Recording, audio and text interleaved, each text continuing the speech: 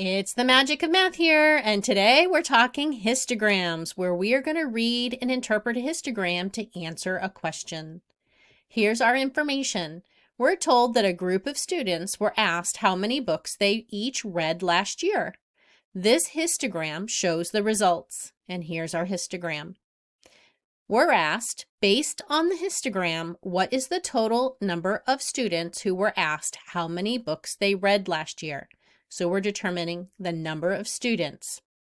Here's where I'd like you to pause, do your best work to answer this question, and then come back and hit play to see my work. Good luck. Welcome back.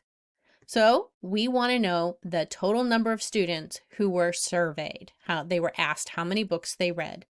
So when we look at our histogram, we can see that there were 10 students who read between 0 and 4 books. So 10 students answered that survey question with 0 to 4. Then the number of students that answered 5 to 9 were 12. 12 students said that. So we're going to add another 12.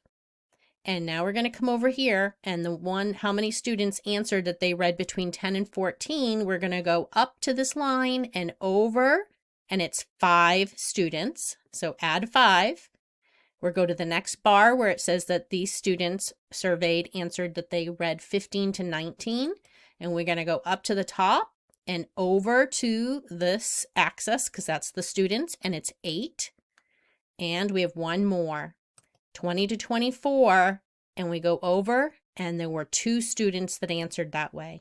So now we need to add these 5 values. 10 plus 12 is 22, plus 5 is 27, plus 8 is 35, plus 2 is 37 students. So 37 students were asked how many books they read last year, and then a histogram was made. And that is how you read and interpret a histogram to answer a question. Thanks for joining me today at The Magic of Math, where we continue to master math one video at a time. I hope you have a great day and that you'll come back soon.